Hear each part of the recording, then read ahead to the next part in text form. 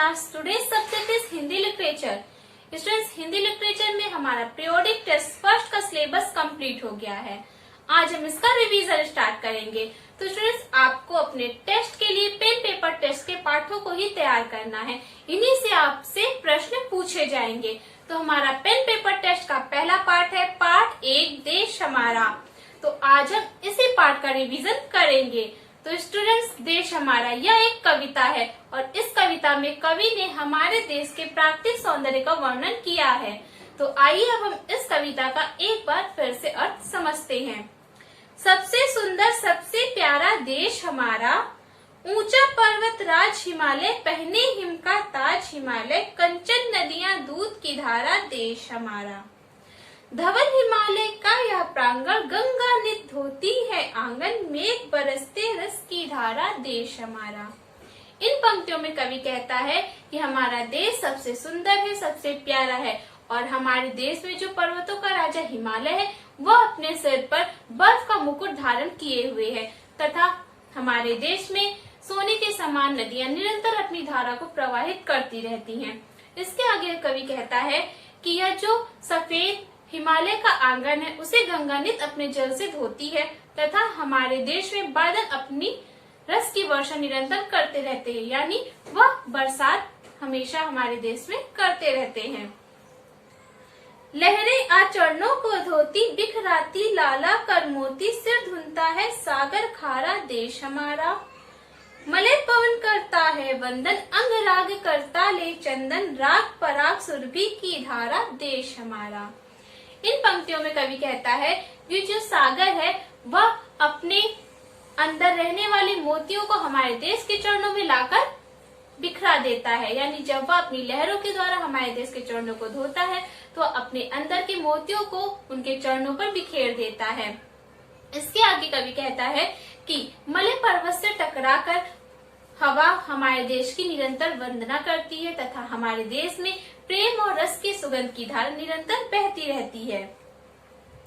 कलियां है मुस्कान लुटाती, गलियों में मधुकर धुलकाती, बेसुध से भ्रमरों की धारा देश हमारा.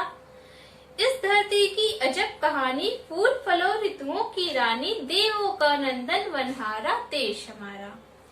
इसके आगे कवि कहता है कि हमारे देश में कलियां निरंतर मुस्कान अपनी लुटाती रहती है, यानी बिखेरती रहती हैं और हमारे देश की गलियों में अपने रस को बिखेरती हैं और इन्हीं रस के द्वारा बहुत से भ्रमर यानी भंवरे यहाँ पर बेसुध यानी अचेत होकर मंडराते रहते हैं.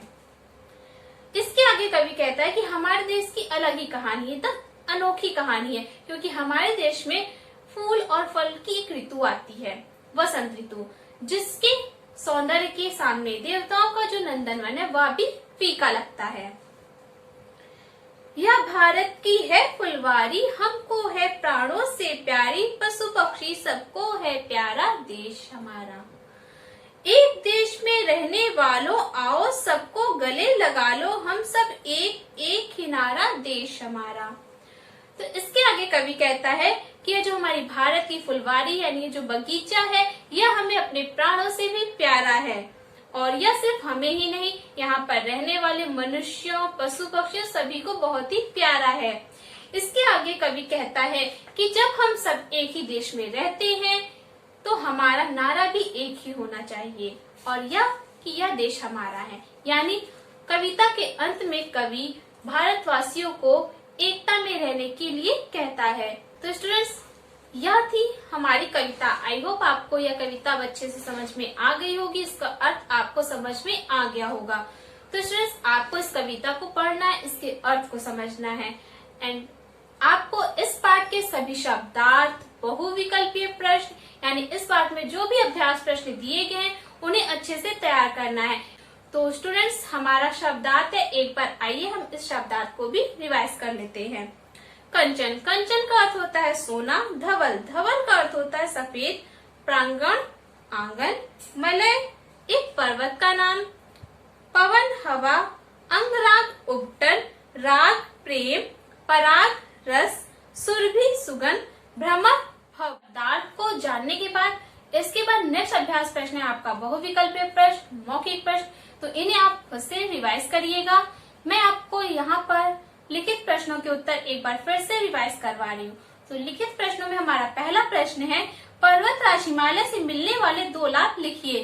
तो यहाँ पर आपको हिमालय पर्वत के द्वारा हमें क्या लाभ प्राप्त होता है उसके विषय में 2 पंक्तियां राइट करनी है। तो इसका उत्तर है आपका, हिमालय पर्वत भारत देश की शत्रुओं से रक्षा करता है। दूसरा है हमारा, हिमालय पर्वत बादलों को देश में ही रोककर वर्षा करने में सहायता करता है। नेक्स्ट है आपका प्रश्न, गंगा नदी हमारे लिए क्यों महत्वपूर्ण है।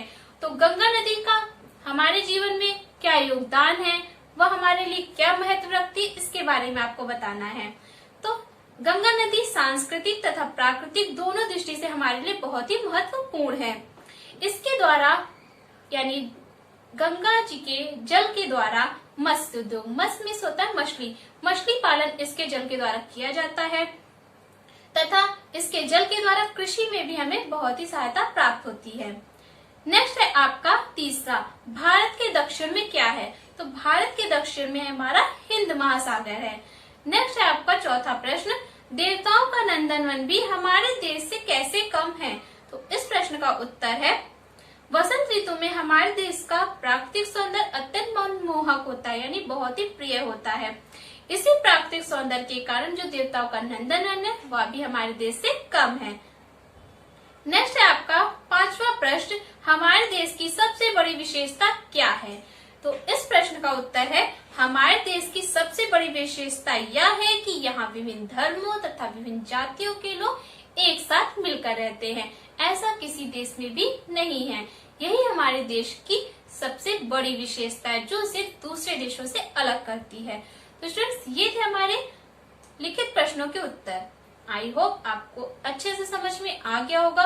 तो आपको इस पार्ट को अब अच्छे से याद करना है और जो भी आपको कंफ्यूजन हो उसे आप मुझसे पूछ सकते हैं। पार्ट को समझने के बाद अब आते हैं हम क्लास वर्क पर। तो स्टूडेंट्स, इस क्लास वर्क को आपको अपनी होमवर्क कॉपी में रिवीजन क्लास वर्क डालकर करना है। तो सबसे पहले आप डेट मेंशन करेंगे, देन रिवीजन क्लास वर्क आपको हेडिंग डालनी है और यहाँ पर जो मैं प्रश्न आपको बता रही हूँ इनके उत्तर आपको याद करने हैं और उन्हें अपनी कॉपी में राइट करके उन्हें क्लास वर्क में सेंड करना है। तो स्टूडेंट्स, आपका पहला प्रश्न है, हमारे देश की सबसे बड़ी विशेषता क्या है। दूसरा प्रश्न है, हमारे देश की प्रमुख ऋतुएं कौन कौन सी हैं। तीसरा प्रश्न है, भारत के दक्षिण में क्या है। तो आपको इन तीनों प्रश्नों के उत्तर याद करने हैं और उन्हें अपनी होमवर्क कॉपी में करना है। यह आपका आज का क्लास वर्क है। क्लास वर्क के बाद अब आते हैं होमवर्क पर। तो स्टूडेंट्स, होमवर्क में आपको इन प्रश्नों के उत्तर राइट करने हैं। आपका पहला प्रश्न है, गंगा नदी हमारे लिए क्यों महत्वपूर्ण है। दूसरा प्रश्न है आपका, हमारे देश के उत्तर में क्या है। इसके बाद नेक्स्ट आपका तीसरा प्रश्न, शब्दार्थ, धवल, प्रांगण, सुरभि, अंगराग। आपको इन शब्दों के अर्थ राइट करने हैं। तो ये आपका आज का होमवर्क है। तो इन्हें आपको याद करके अपनी होमवर्क कॉपी में नीट एंड क्लीन हैंडराइटिंग में राइट करना है।